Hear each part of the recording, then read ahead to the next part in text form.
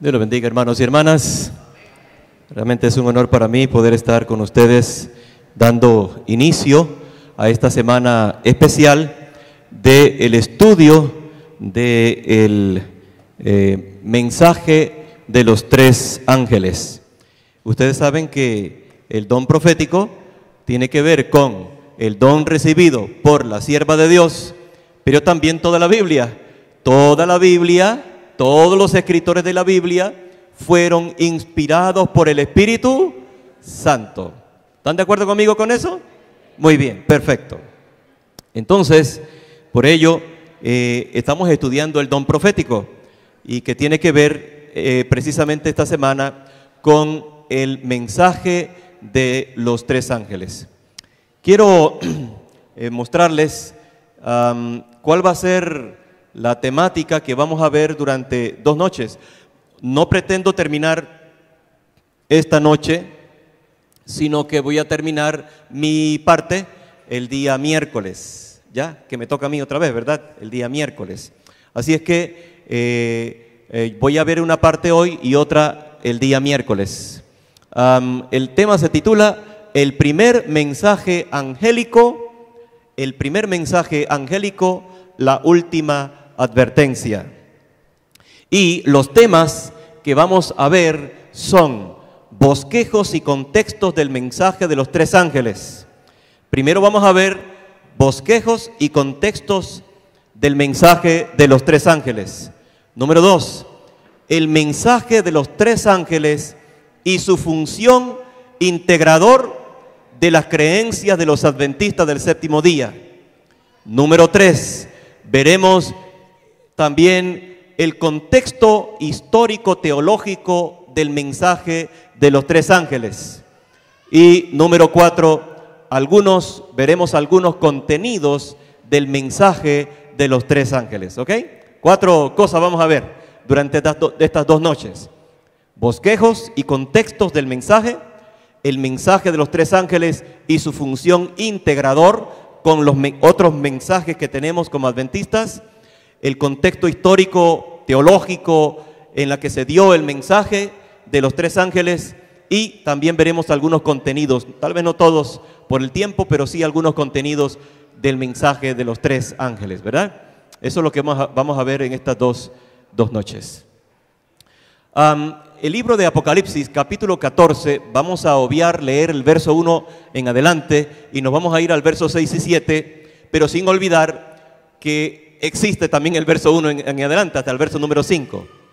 Vi otro ángel volando en medio del cielo, dice la Biblia, que tenía un evangelio eterno para proclamarlo a los asentados en la tierra, es decir, sobre toda nación y tribu y lengua y pueblo, que decía a gran voz: temed a Dios y dadle gloria, pues la hora de su juicio ha llegado.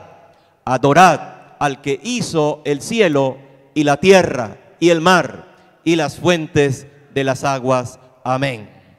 Hermanos y hermanas, este mensaje contenido en el capítulo 14, versos 6 y 7 del libro del Apocalipsis debe recordarnos siempre que tenemos un Dios que está profundamente interesado en nosotros.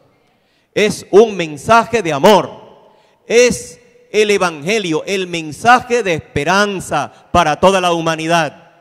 No es un mensaje de condenación, sino que Dios precisamente quiere lo contrario. Al darnos este mensaje, desea que al ser prevenidos y enseñados por este mensaje de los tres ángeles, tomemos nuestra decisión voluntariamente de someternos por amor a nuestro Señor Jesucristo.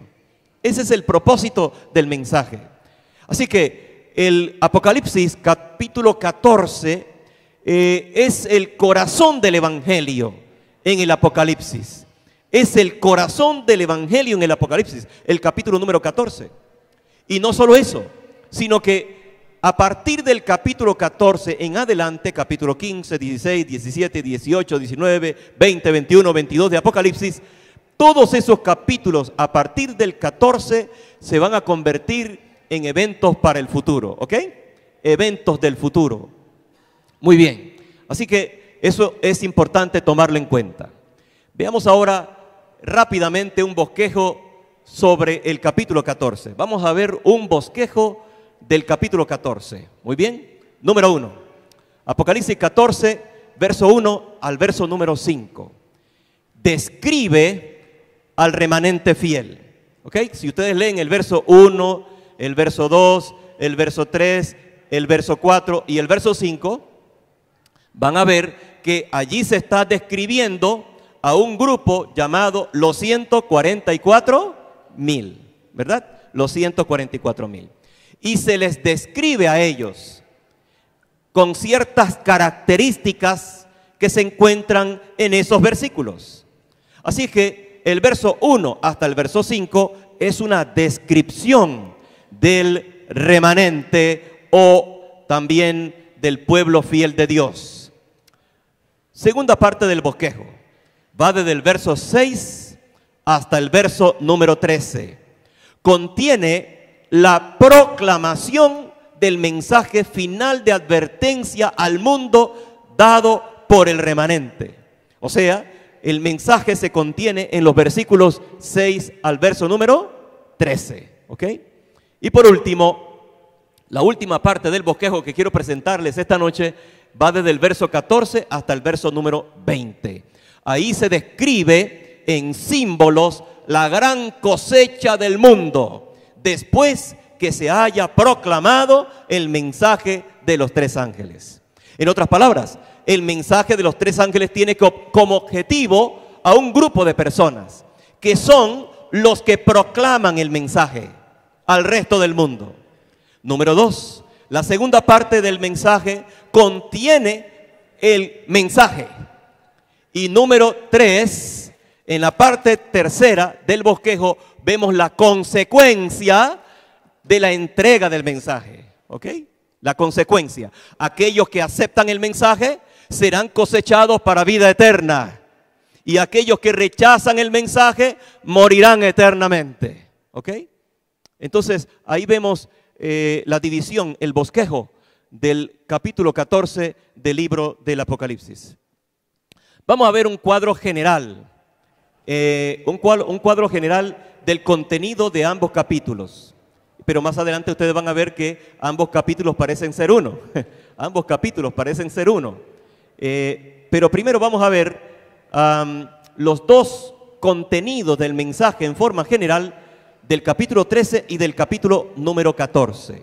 Número 1, el capítulo 13, en el capítulo 13 se nos presentan las imágenes de la humanidad que sucumbe a los dictados y engaños de la falsa Trinidad diabólica. En el capítulo 13 se presenta a la gran masa de personas que decide sucumbir, obedecer, escuchar, creer en el mensaje dado por la Trinidad diabólica. El dragón, la bestia y el falso profeta. Muy bien. Y en el capítulo 14, la imagen que nos presenta el capítulo 14 es de un grupo de personas que ha decidido no sucumbir, no someterse a este trío diabólico, sino que al contrario, ha decidido voluntariamente y por amor someterse por la fe y la dependencia en Dios de la verdadera Trinidad. Así que vemos entonces que hay dos grupos diferentes en el capítulo 13 y el capítulo 14, ¿verdad? Pareciera que el capítulo 13 es diferente en su contenido al capítulo 14. No parecen ser uno ambos capítulos. Sin embargo, al ver esta otra presentación y comparemos el capítulo 7 de Daniel con el capítulo 13 y 14 de Apocalipsis, y ustedes van a ver que parece ser uno, el 13 y el 14 del libro del Apocalipsis. Parece ser un solo mensaje. Muy bien. En el capítulo 7, por ejemplo, del capítulo de Daniel, se presentan 4 bestias: un león, un oso, un leopardo, una bestia con 10 ¿qué? Muy bien. Si vamos al capítulo 13 del libro del Apocalipsis, vemos algo muy similar. Se mira una bestia con 10 cuernos y con característica de león, leopardo y oso, igual que acá, en el capítulo número 7. Si nos vamos luego al capítulo 7, se muestra que hay un poder usurpador y opresor por 1260 días, o sea, tiempos y medio, tiempos o 42 meses. Eso usted lo va a poder ver en el libro del Apocalipsis, capítulo número 12. Ahí se encuentra también la explicación de lo que estoy diciendo sobre los 1260 días o tiempo y medio, tiempo, 42 meses, que son similares. Muy bien. Ahora, si vemos en el capítulo 13 y 14 de Apocalipsis, también se presenta un poder usurpador y opresor que lo hace durante 42 meses. Si nos vamos al libro de Daniel, hay un juicio celestial en el capítulo 7 de Daniel. Si nos vamos a Apocalipsis 13 y 14, hay una proclamación de los 3 ángeles en cuanto a un juicio, ¿sí o no? En el verso número 6 del capítulo 14. Si nos vamos a Daniel 7, se habla acerca de la venida del Hijo del Hombre y el establecimiento del reino en la tierra. Si nos vamos al capítulo 13 y 14, también se habla de la venida del Hijo del Hombre al final del capítulo 14. Así que el capítulo 13 y 14 parecían ser uno cuando se comparan con el capítulo 7 del libro de Daniel. ¿Estamos claros? Eso es lo que estoy tratando de decir. Muy bien. Muy bien. Bien, ya vimos la primera parte de nuestra exposición, que es el aspecto del contexto, ¿no? El contexto. Ya vimos el contexto y también el bosquejo del capítulo 14 del libro de Daniel, que aparenta ser el capítulo 14 uno solo con el capítulo ¿qué? 13, cuando lo comparamos con Daniel capítulo número 7, ¿verdad? Ok, ahora vamos a ver la segunda parte de nuestra exposición.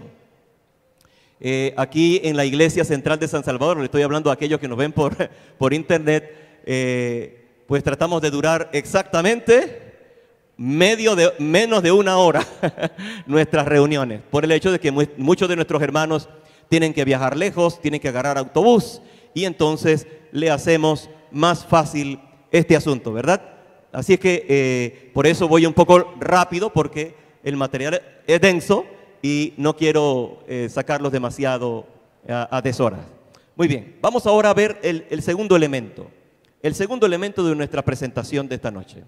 El marco histórico teológico del inicio de la proclamación de los mensajes de los 3 ángeles.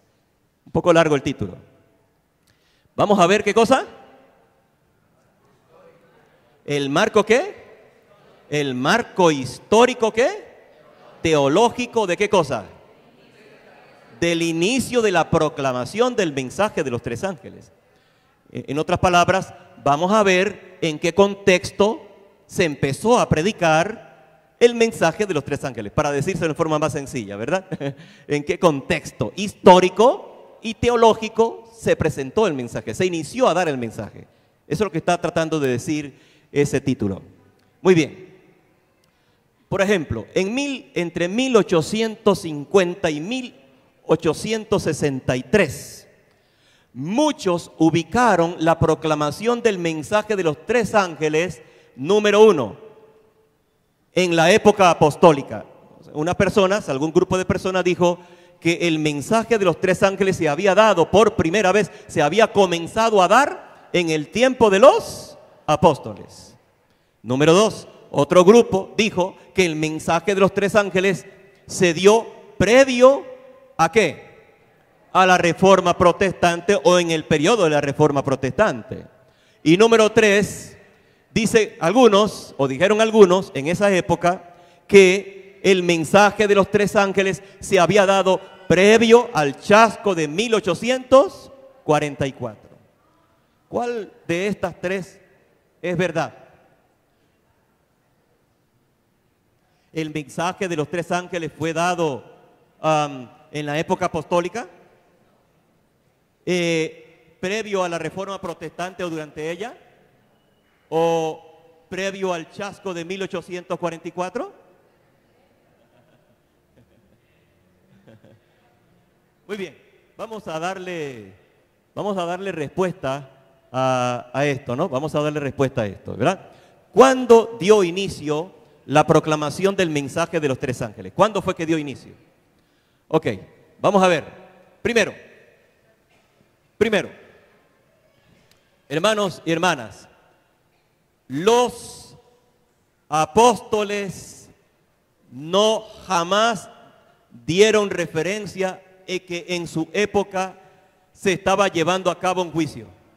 No hay ningún libro en el Nuevo Testamento que indique que el mensaje de los tres ángeles se diera en tiempos apostólicos. Ya, no hay tal evidencia. Recuerden que el mensaje dice que debemos adorar a Dios porque ha llegado la hora de ¿qué? El contenido del mensaje es juicio. Aunque quiero explicar que no debemos verlo de una manera negativa. En otras palabras, los que se van a salvar han de anhelar con todo el corazón que Dios les juzgue. ¿Ok? Hemos de anhelarlo, hemos de desear que el Señor nos juzgue, porque es mejor ser juzgado por Dios que por los hombres. Amén. Muy bien, porque nuestro Dios es misericordioso, compasivo, tardo para la ira, lleno de benignidad y bondad. Amén. Así es que, y también la palabra de Dios dice que si Cristo está con nosotros, ¿quién puede estar contra nosotros? Y Cristo vino a salvar lo que se había que.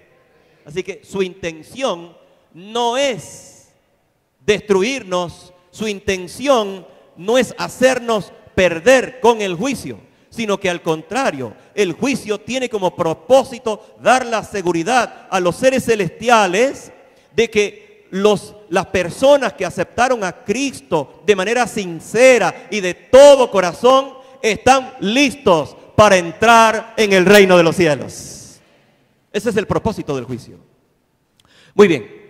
Ahora, vamos a buscar algunas citas bíblicas. Ayúdenme ustedes, por favor, a buscar algunas citas bíblicas que ahí estamos para que veamos que los apóstoles creían firmemente que el juicio no estaba llevándose a cabo en su tiempo. Hechos 17:31. Vamos a ver. Hechos de los Apóstoles, capítulo número 17, versículo número 31. Hechos 17:31. Hechos 17:31.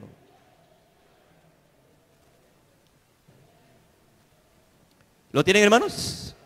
Perfecto. Vamos a leer el verso. Dice, porque Él ha establecido un día en el cual, ¿qué cosa? Miren que está en futuro. Él juzgará. ¿A quién? Al mundo. ¿En qué?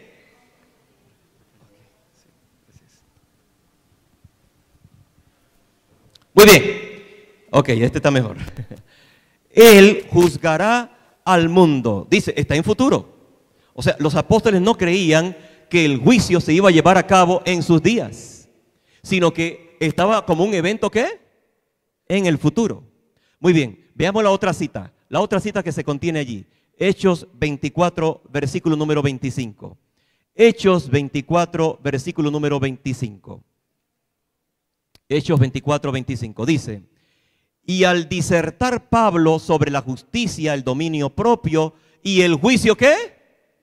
Y el juicio venidero, Félix se aterrorizó y dijo, vete por ahora, pero cuando tenga tiempo te mandaré a ¿qué? Muy bien. Hay dos cosas aquí en este versículo. Número uno, vemos que el apóstol Pablo dijo bien claro que el juicio todavía estaba por venir en el futuro. Por lo tanto, el mensaje de los tres ángeles, y mucho menos el primero, se estaba proclamando en su época, porque el mensaje del primer ángel tiene que ver con el juicio ha llegado. Y Pablo dijo que el juicio estaba por venir. La segunda cosa que quiero hacer resaltar de este versículo es que el rey se asustó. Se asustó tanto que detuvo la conversación. Desde luego, ¿cómo no asustarse? puesto que solamente pueden tener la certeza en el juicio aquellos que se han rendido totalmente a Cristo Jesús, que le han aceptado a Él como abogado, como defensor, como representante y sustituto, como aquel que murió en la cruz en lugar de ellos, como aquel que pagó la justicia divina. Félix tembló ante el juicio porque él no tenía un sustituto. No tenía un abogado. Por eso lo estoy diciendo, hermanos, el juicio no es negativo para aquellos que aceptaron a Cristo como Salvador. No tenemos nada que temer. Ahora, veamos, hermanos, quedamos claro entonces que el tema del mensaje del primer ángel no se empezó a dar en tiempo de los. Muy bien. Vamos ahora a ver la segunda evidencia o razonamiento que nos hace ver que no fue dado tampoco previo ni durante la Reforma Protestante. ¿Ok? Primero, en el libro El Santuario y los mensajes de los tres ángeles del doctor Tim, dice: Martín Lutero consideraba que el día del juicio estaba a unos 300 años en el futuro de él. O sea, Martín Lutero, quien fue el reformador protestante, creía que el juicio estaría ¿cuántos años? 300 años adelante. Muy bien. Y John Wesley, también un predicador del tiempo posterior a la Reforma, dijo, creyó que el Señor vendría en 1800 ¿qué? Mire, 1836. Y no en su época. Ahí podemos ver entonces que el mensaje tampoco fue proclamado en tiempo de los reformadores, porque ellos no creían tal cosa. Ahora, número 3, la comprensión de las profecías estaban selladas en tiempo de los apóstoles y en tiempo de la Reforma. En otras palabras, los reformadores ni los apóstoles entendían el tema que se encuentra en Daniel 8, 17, 19, en Daniel 8, 14, en Daniel 12, 4. Esos capítulos estaban sellados al entendimiento humano. Vamos a verlo. Daniel 8, 17 y 19, por favor. Vamos al Antiguo Testamento, al capítulo 8 del libro de Daniel.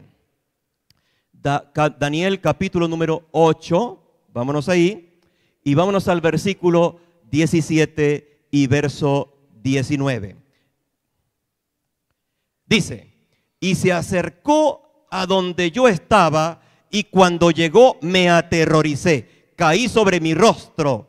Pero él me dijo, entiende, Gabriel le dijo a Daniel, entiende, hijo de hombre, que la visión contenida en el capítulo 8 del libro de Daniel se refiere para el tiempo de ¿qué?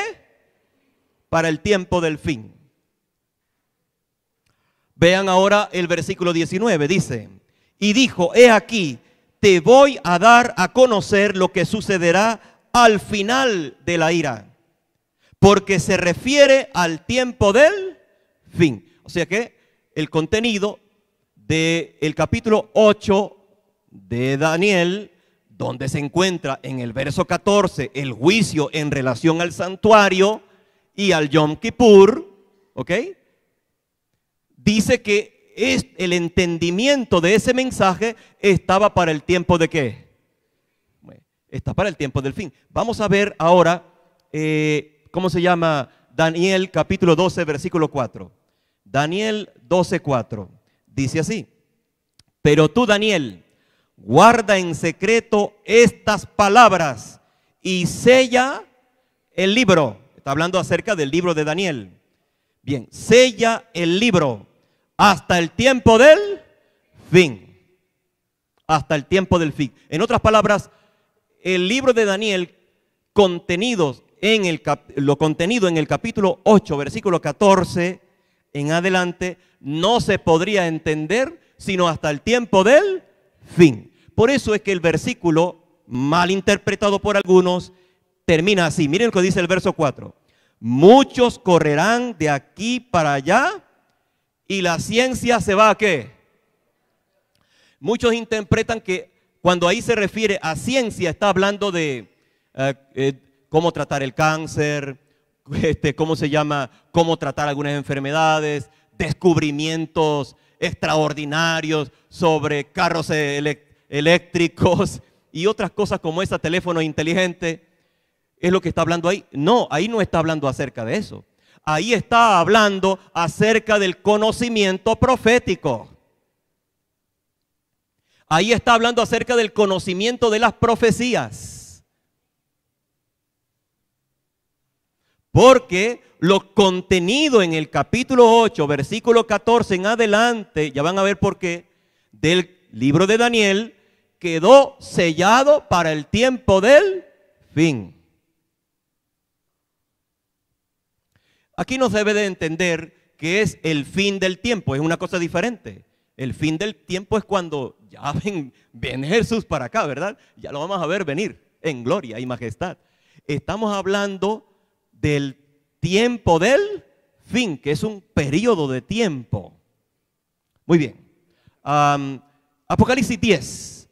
Si vamos a Apocalipsis capítulo número 10, vemos ahora algo totalmente distinto de lo que acabamos de observar. Capítulo número 10. Vamos ahí, por favor. En ese capítulo se habla del ángel y el librito. El ángel y el librito. Y vi a otro ángel poderoso que descendía del cielo, envuelto en una nube, y el arco iris estaba sobre su cabeza, y su rostro era como el sol, y sus pies como columnas de fuego, y tenía en su mano un ¿qué? ¿Cómo estaba el libro?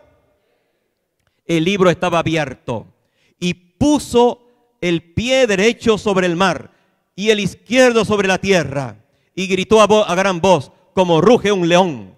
Como cuando gritó, los 7 truenos emitieron sus voces. Después de los 7 truenos hablaron, iba yo a escribir, cuando oí una voz del cielo que decía, sella las cosas que los 7 truenos han dicho y no las escribas. Entonces el ángel que yo había visto de pie sobre el mar y sobre la tierra levantó la mano derecha al cielo y juró por el que vive por los siglos de los siglos, quien creó el cielo y las cosas que hay en él, y la tierra y las cosas que hay en ella, y el mar y las cosas que hay en él, que ya no habrá ¿qué? Dilación, ya no habrá más tiempo, sino que en los días de la voz del 7º ángel, cuando esté para tocar la trompeta, entonces el misterio de Dios será consumado, como él lo anunció a sus siervos los profetas. Esto es un mensaje de esperanza, hermanos. Está hablándonos de que pronto terminará el dolor sobre la tierra, amén. Pronto terminará, concluirá el dolor.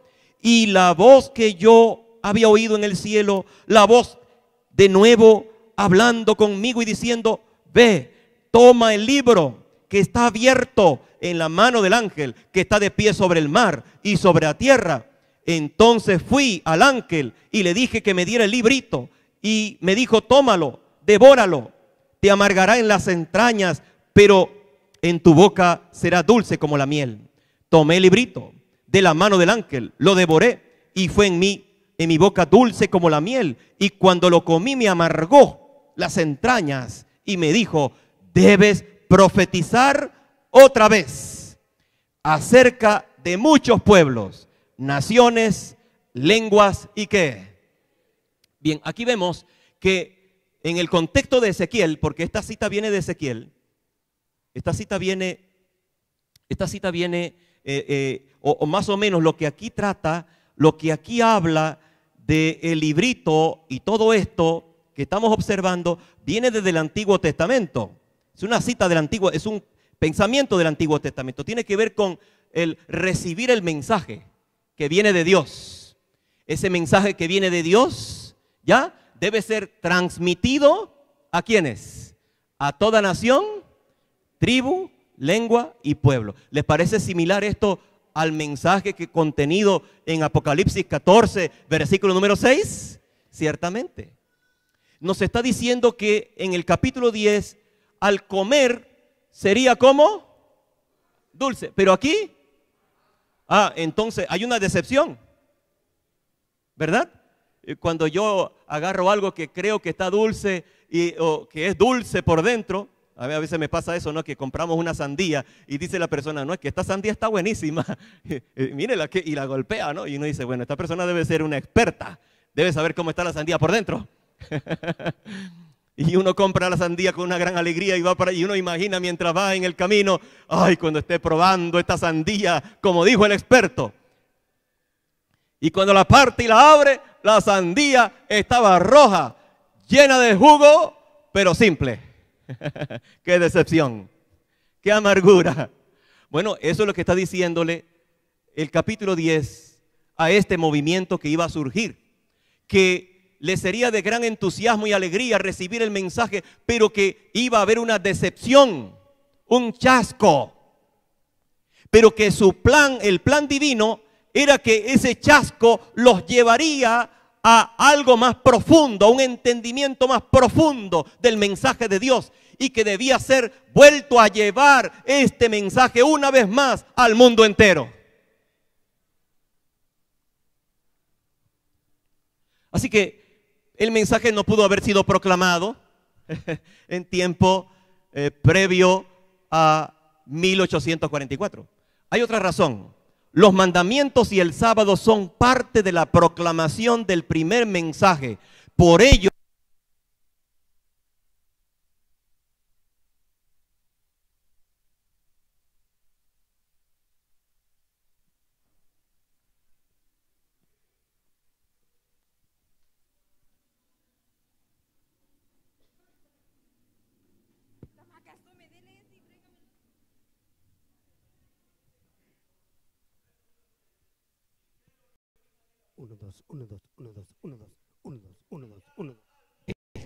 así que si alguna vez a usted le dicen, no, que ese mensaje fue proclamado allá en tiempo de los reformadores, en tiempo de los apóstoles. No, es cierto, los apóstoles predicaron sobre el evangelio, ¿sí o no, hermanos? Sí, hablaron sobre el evangelio, pero no hablaron sobre el juicio. No era esa verdad en ese momento. El mensaje de los tres ángeles contiene, sí, la predicación del evangelio eterno, pero tiene un mensaje que no predicaron los apóstoles. El juicio ha llegado. Ellos decían, el juicio vendrá, pero el mensaje de los tres ángeles dice, el juicio ha llegado. Es diferente.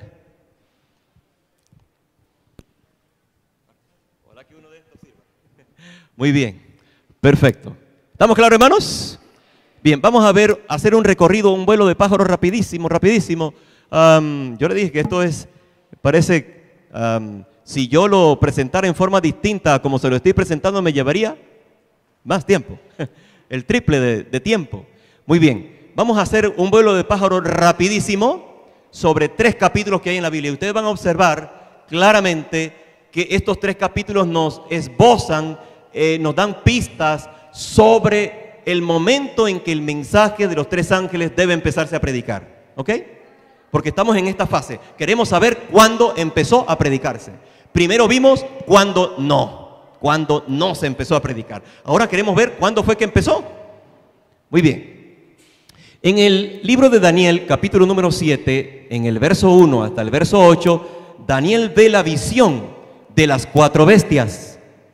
En el verso 9 al verso 13, Daniel ve la visión de la inauguración del oficio sumo sacerdotal de Jesús en el lugar santísimo en el juicio. En el verso 14, Daniel ve la visión de los resultados del juicio, que es el establecimiento del reino eterno de Dios. Eso fue lo que vio Daniel en el capítulo número 7, ¿ok? Vio estas cosas que ustedes ven allí. Esto es toda la visión, ¿ok? Desde el 1 hasta el verso 14. Eso fue lo que vio Daniel.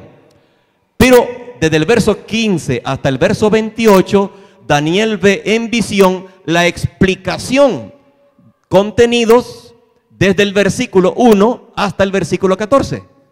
¿Ya? Él ve la explicación desde el verso 15.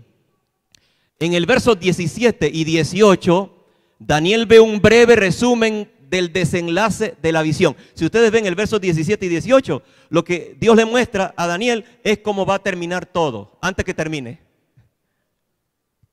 Como que lo relaja, ¿verdad? Lo hace descansar, porque cuando alguien te va a decir, te tengo una noticia buena y una noticia mala, cualquiera de las dos primero. Más o menos eso es lo que está pasando con Dios y Daniel.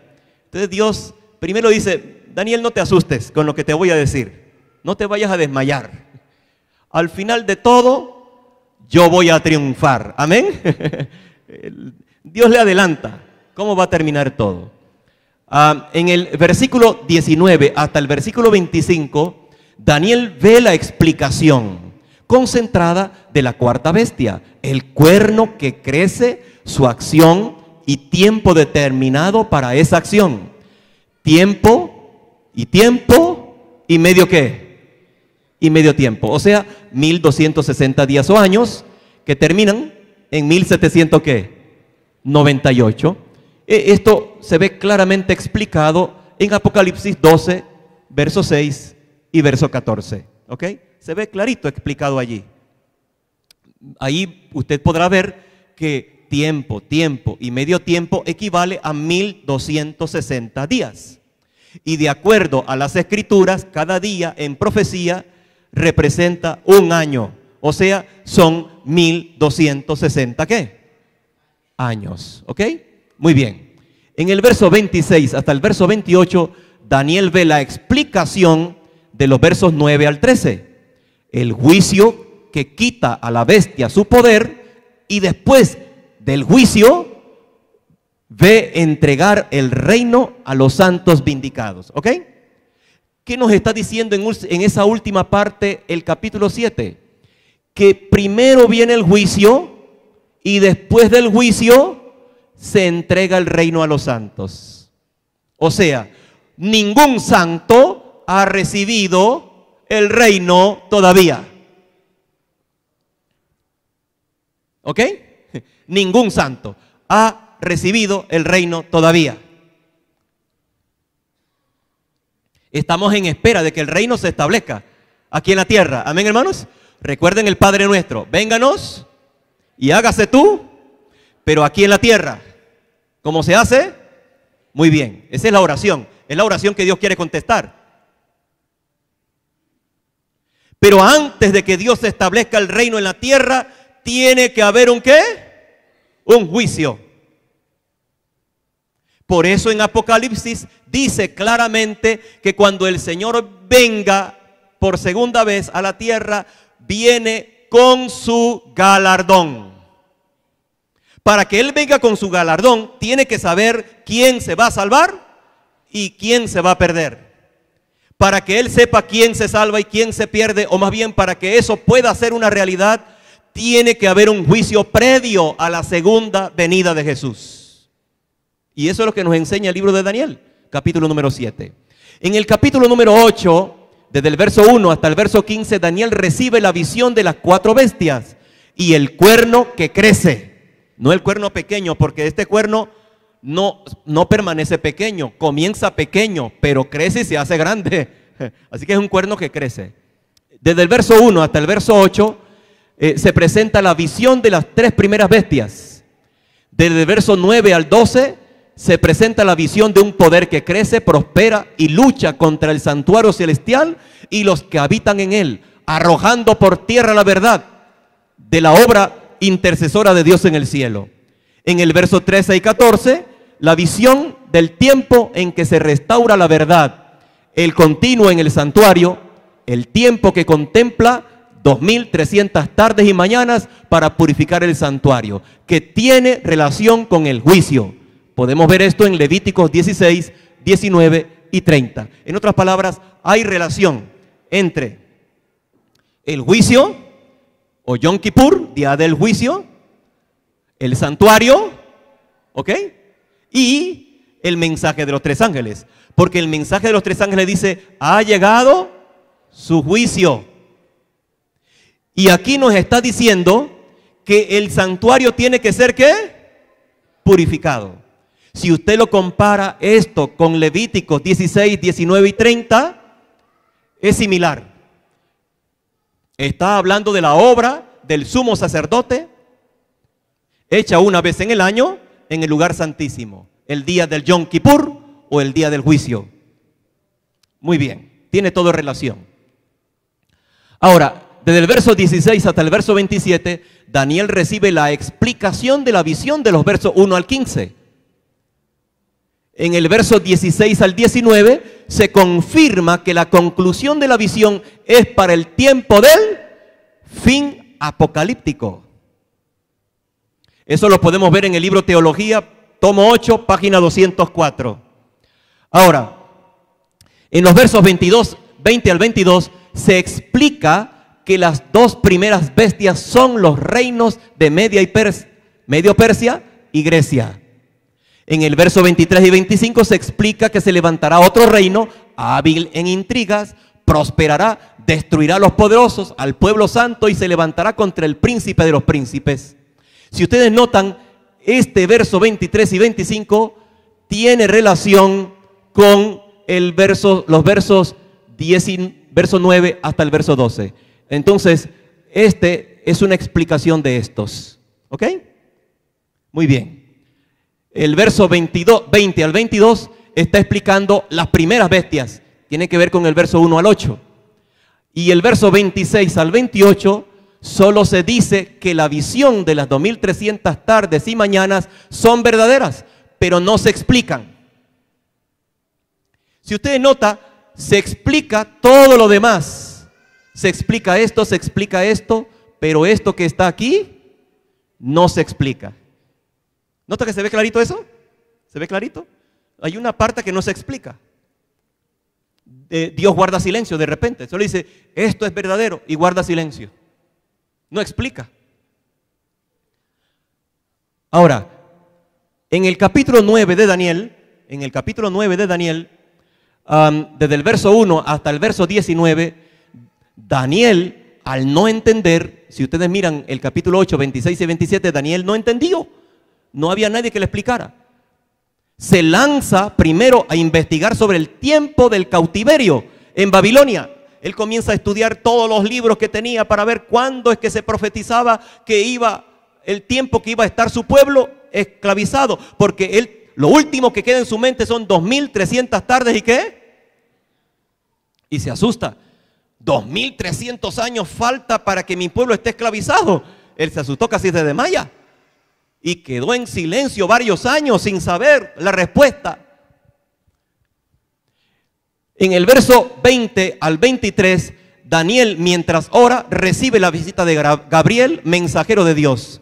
Enviado a explicar la visión anterior, Daniel no recibe otra visión, sino que una explicación de una visión anterior.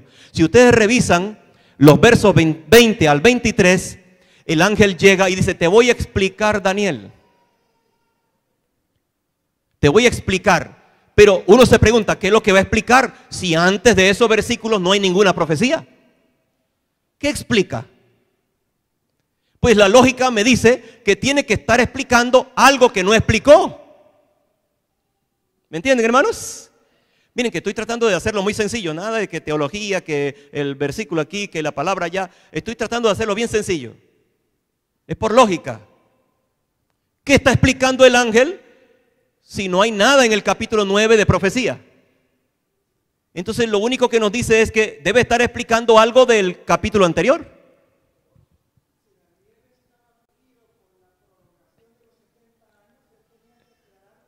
Exactamente, el tiempo.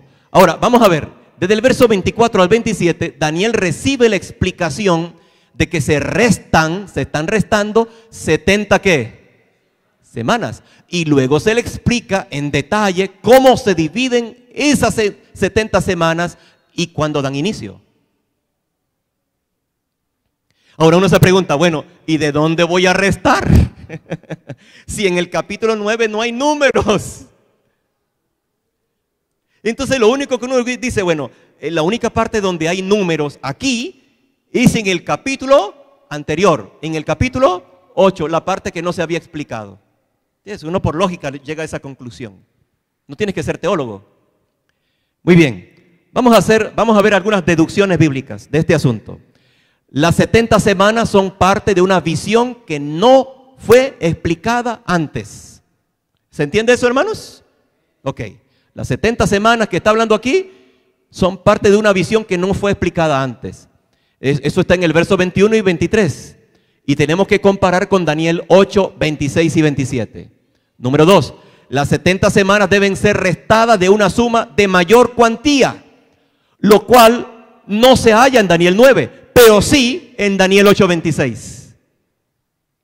Número 3. Las 70 semanas tienen pistas de su inicio en el verso 25. O sea, en el verso 25 nos dice cuándo comienzan las 70. Ajá. Número 4. Las 70 semanas hablan de la unción del Mesías, su muerte y la confirmación de su pacto.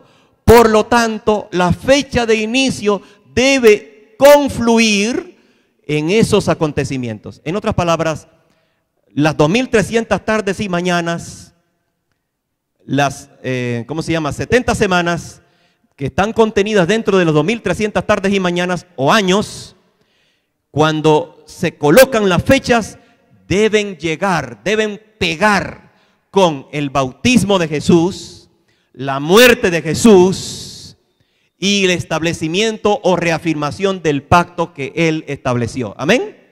Debe pegar. Muy bien.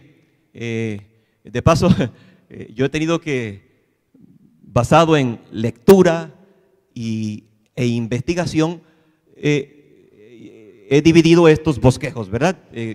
No vienen de una persona más autorizada. O sea, estos bosquejos los he hecho yo de manera sencilla, como cualquier miembro de iglesia podría hacerlo, ¿verdad? Muy bien. Ok, vamos a ver. Ya se me acabó el tiempo, miren. Vamos a ver esto. Miren, para que ustedes vean todo lo que yo he dicho, aquí así como en clarito, ¿no? 2300 tardes y mañanas, que es el tiempo más grande que se encuentra en Daniel 8:14, ¿ya? Representan 2300, ¿300 qué? Años, basados en Números 14:34 y Ezequiel 4:6, ¿ya? Cada día representa ¿un qué? Un año. Bueno, ahora, Daniel 9 nos dice que hay 70 semanas. Cada semana tiene 7 días. Si multiplicamos las 70 semanas por 7 días, cada semana, cada 7 días de cada semana, da 490 días o años. ¿Ya? Eso está en Daniel 9, 24 y 25, ¿ok? Muy bien. Son 490 años y estos 490 años tienen que estar restados de algún lugar. Y lo único que nos dice la mente y el contexto bíblico es que tiene que restarse de aquí. Muy bien. Ahora, ¿cuál es la fecha de inicio de los 2300 años?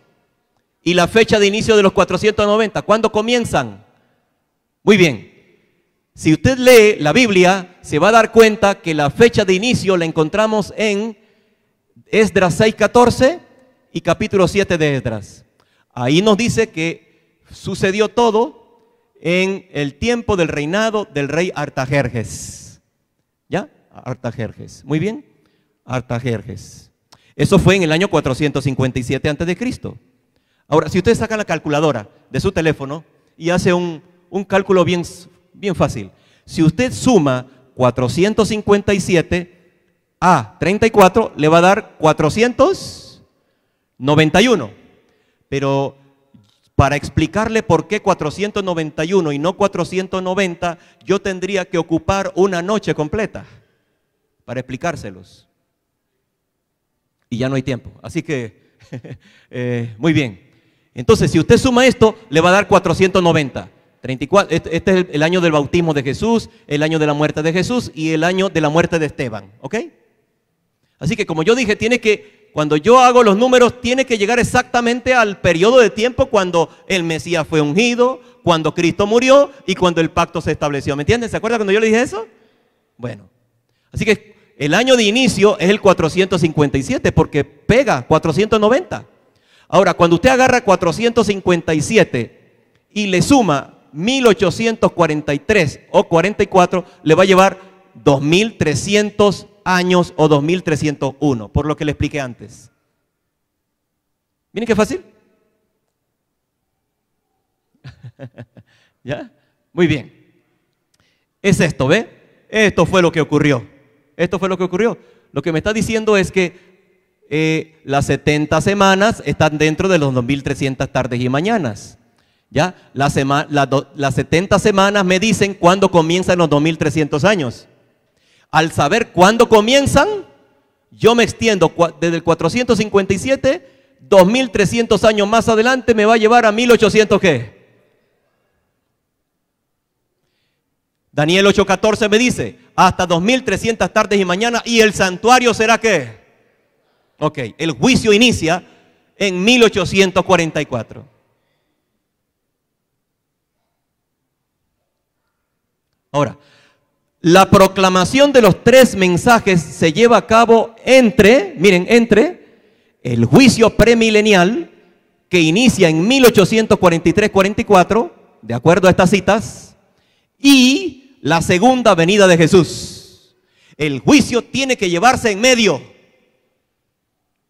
Por lo que hemos visto hasta ahora, la proclamación del mensaje de los 3 ángeles está en medio. Ya, aquí, está en medio.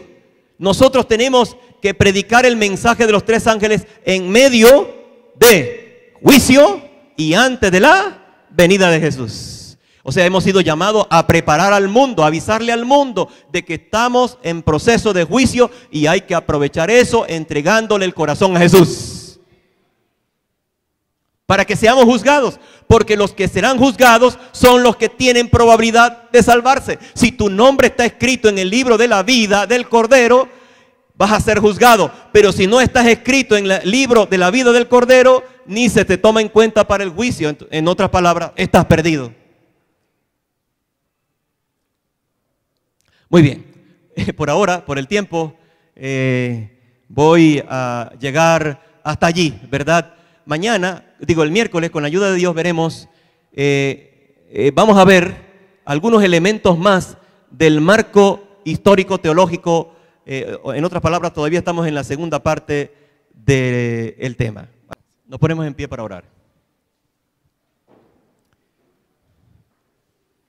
Gracias, Padre, te damos porque tú eres compasivo y misericordioso, porque nos envías estos mensajes llenos de bondad, llenos de amor, llenos de oportunidad y llenos de esperanza.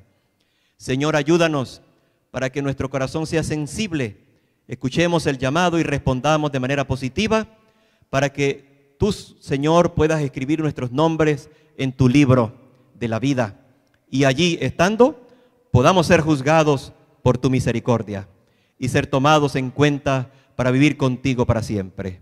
Llévanos con bien a casa, permítenos descansar y volver mañana a tiempo. En el nombre de Jesús, amén. Feliz noche, hermanos.